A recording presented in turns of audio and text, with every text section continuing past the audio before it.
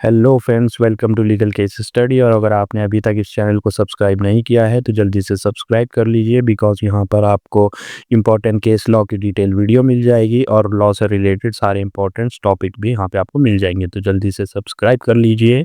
आज हम constitutional law के एक बहुत इंपॉर्टेंट केस लॉ के बारे में डिस्कस करेंगे, EP Royappa versus state of Tamil Nadu. Case का साइटेशन है 1973 INSC 213। ये case supreme court of India में लड़ा गया था। डेट ऑफ जजमेंट थी 23 नवंबर 1973।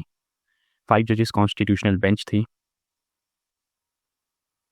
तो सबसे पहले हम इस केस के फैक्ट्स डिस्कस कर लेते हैं। EP Royappa was a senior officer of the Indian administrative service IAS in Tamil Nadu cadre. तो यहाँ पे जो ईपी रोयप्पा होते हैं वो सीनियर IAS अफसर होते हैं तमिलनाडु कैडर के। In November 1969, the post of the Chief Secretary to the Government of Tamil Nadu became vacant due to the retirement of the incumbent CA Ramakrishnan।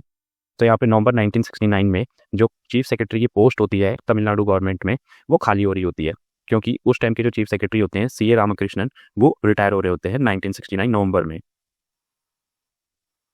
On November 13, 1969 EP Royappa was selected for the post of chief secretary.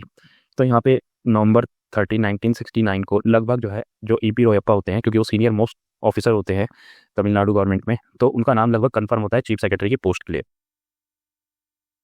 However, the final order issued in the name of the governor stated that Royappa was promoted and posted to act as chief secretary during Ramakrishnan refused leave period, which extended until March 14, 1970।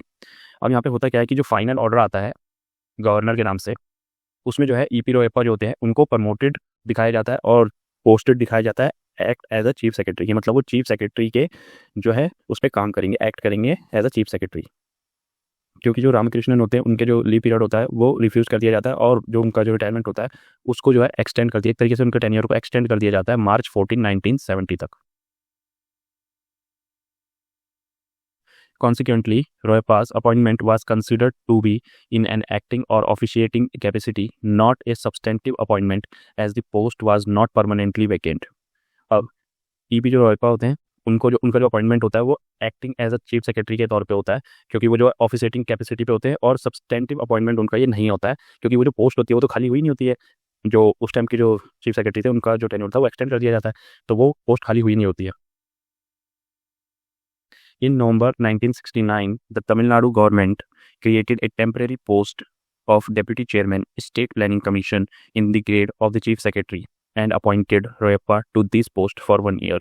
Royappa was entitled to same rank and pay as the Chief Secretary। अब नवंबर 1969 में Tamil Nadu government जो है एक temporary post बनाती है deputy chairman की state planning commission में, जिसका जो ग्रेड पे होता है वो चीफ सेक्रेटरी के बराबर का होता है, और उसमें अपॉइंट किया जाता है ईपी रोयप्पा को। ये जो पोस्ट होती है उनकी, उसमें जो है एंटाइटल होते हैं वो सेम रैंक में, मतलब क्योंकि चीफ सेक्रेटरी के तौर पे ही लगभग उसी रैंक में होते हैं और सेम पे भी मिलता है उनको जो ग्रेड पे होता है। In April 1971, Royappa was transferred from the deputy chairman post to the post of officer on special duty, sales tax department। अब अप्रैल 1971 में रोयप्पा को जो है ट्रांसफर कर दिया जाता है डेप्यूटी चेयरमैन की पोस्ट से post of the officer on special duty, sale tax department में। Royappa did not join this post and instead went on leave. अब जो ईपी रोयप्पा होते हैं वो इस पोस्ट को जो है ज्वाइन नहीं करते हैं और लीव पे चले जाते हैं। During Royappa's tenure as a deputy chairman, a junior IAS officer was appointed as chief secretary, bypassing Royappa।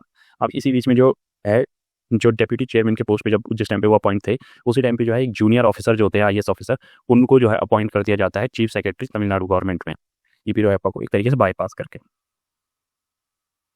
He challenged his transfer and the appointment of junior officer as a chief secretary, alleging violations of his fundamental right under Article 14, right to equality, and Article 16, equality of opportunity in public employment।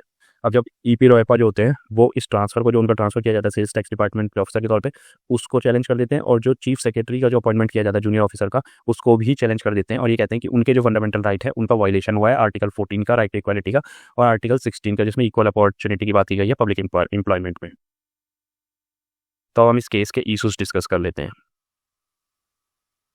तो सबसे पहला issue supreme court of India के सामने ये होता है कि whether the creation of the post of deputy chairman State Planning Commission and officer on special duty complied with the second proviso to the Rule 4 Sub-Rule 2 of the Indian Administrative Service Cadre Rule 1954। तो सबसे पहला जो सवाल है वो यही उठता है कि जो डेप्यूटी चेयरमैन की पोस्ट बनाई गई थी स्टेट प्लानिंग कमीशन में और ऑफिसर ऑन स्पेशल ड्यूटी बनाए गए थे सेल्स टैक्स डिपार्टमेंट में, क्या वो सेकंड प्रोविजो जो है वो रूल जो है 4(2) का जो इंडियन एडमिनिस्ट्रेटिव सर्विस कैडर है रूल 1954 का, उसको जो है उसके अंतर्गत बनाया गया है या उसको वायलेट तो नहीं करता है? Whether Roypa's appointment to these non-cadre post violated Rule 9 Sub-Rule 1 of the Indian Administrative Service Pay Rules 1954, which mandates a declaration that a non-scheduled post is equivalent in the status and responsibility to the scheduled post।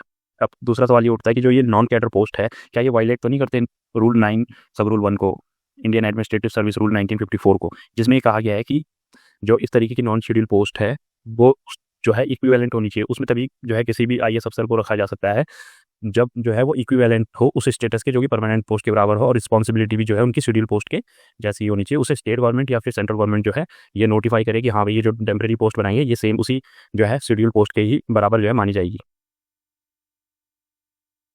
Whether Article 14 only prohibits discrimination based on the traditional classification test, intelligible differentia, and rational nexus, or whether it also encompasses a broader prohibition against arbitrariness in the state action। अब तीसरा सवाल ये उठता है कि क्या ये article 14 जो है वो प्रोहिबिट करता है इस तरीके के डिस्क्रिमिनेशन को, क्योंकि जो ट्रेडिशनल क्लासिफिकेशन टेस्ट है इंटेलिजिबल डिफरेंशिया और रेशनल नेक्सस का उसके तहत, या फिर जो है ये और भी ज़्यादा ब्रॉडर सेंस में आर्टिकल 14 को देखा जा सकता है जिसमें कि जो है आर्बिट्रेरीनेस भी जो है स्टेट एक्शन जो अगर इस तरीके का हो उस पर भी प्रोहिबिशन करे। तो ये तीसरा सवाल होता है। तो अब हम इस केस का जजमेंट डिस्कस कर लेते हैं। The court held that Royappa appointment as chief secretary was in an acting or officiating capacity, not a substantive one, due to Ramakrishnan Lian on the post until March 14, 1970। तो यहाँ पे court जो अपने judgement में ये बात कहता है कि रोयप्पा का जो अपॉइंटमेंट था एज अ चीफ सेक्रेटरी वो जो है एक्टिंग एज और ऑफिशिएटिंग कैपेसिटी में था, ना कि सब्सटेंटिव उसमें था, कैपेसिटी में था, क्योंकि जो रामकृष्णन थे वो उस पोस्ट पे बने हुए थे मार्च 14, 1970 तक। Under Rule 9 Sub-Rule 1 of the Indian Administrative Service Pay Rules 1954, an IAS officer cannot be appointed to a non-scheduled post unless the state or central government declare it equivalent in the status and responsibility to the scheduled post। अब यहाँ पे court ये भी कहता है कि rule 9 Sub-Rule 1 जो है IAS रूल 1954 का, वो ये कहता है कि किसी भी जो है ऐसे उस पोस्ट में जो है नॉन शेड्यूल पोस्ट में किसी को अपॉइंट नहीं किया जा सकता IAS ऑफिसर को जब तक कि सेंट्रल गवर्नमेंट जो है या स्टेट गवर्नमेंट ये डिक्लेयर ना करे कि वो इक्विवेलेंट है उसी स्टेटस और रिस्पॉन्सिबिलिटी में जो कि शेड्यूल पोस्ट है उसी में।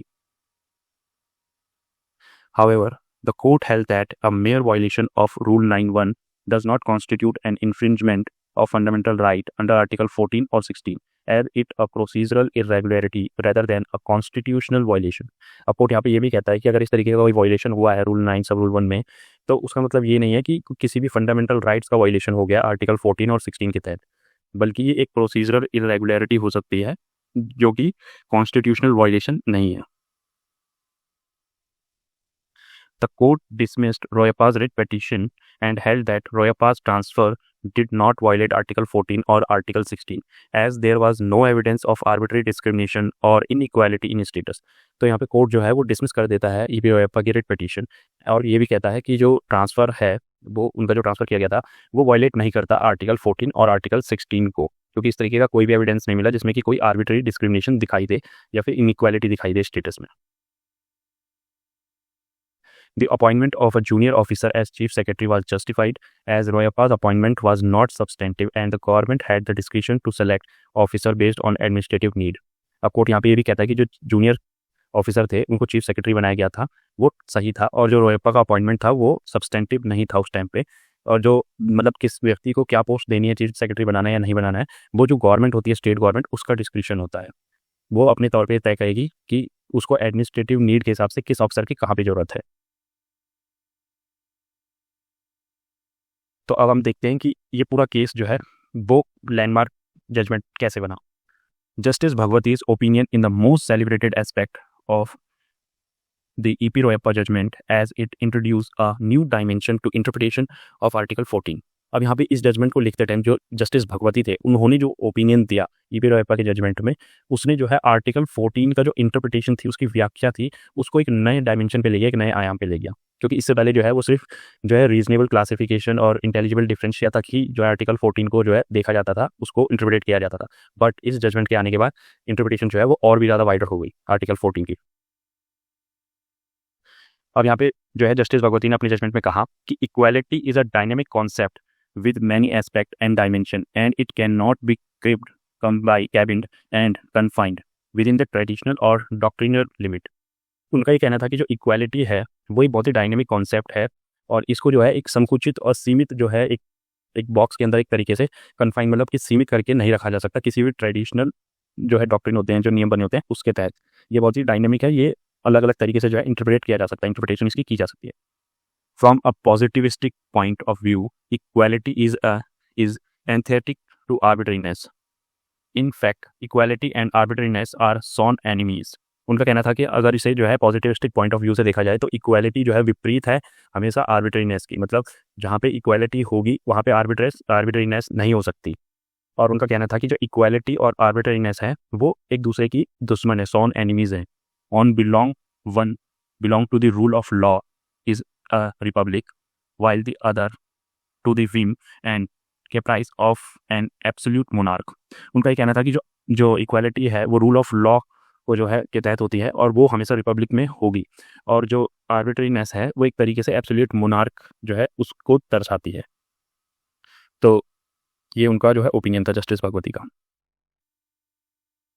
Article 14 to include a guarantee against arbitrariness, enabling court to review administrative actions for fairness and rationality. तो यहाँ पे कोर्ट के द्वारा क्या गया कि आर्टिकल 14 जो है वो जो है गारंटी दे देता है कि आर्बिट्रेरीनेस जो है वो नहीं की जाएगी किसी भी व्यक्ति के खिलाफ, enabling court to review administrative action for fairness and rationality. और कोर्ट के पास ये जो है अधिकार है कि वो रिव्यू कर सके किसी भी एडमिनिस्ट्रेटिव एक्शन को और वो ये देख सके कि वो एक्शन जो है वो फेयर है और रैशनैलिटी उस डिसीजन में है या नहीं। तो दोस्तों, अगर आपने अभी तक लीगल केस स्टडी को सब्सक्राइब नहीं किया है तो जल्दी से सब्सक्राइब कर लीजिए, और ये वीडियो इन्फॉर्मेटिव लगा तो लाइक ज़रूर कीजिए, और अगर पसंद आया तो कमेंट में ज़रूर बताइएगा। ये लीगल केस स्टडी के सोशल मीडिया हैंडल्स हैं। केस लॉ से रिलेटेड जो भी अपडेट होगा वह आपको लीगल केस स्टडी के सोशल मीडिया हैंडल्स पर मिल जाएगा। तो जल्दी से लीगल केस स्टडी के इंस्टाग्राम, टेलीग्राम, ट्विटर हैंडल को फॉलो कर लीजिए। Thanks for watching.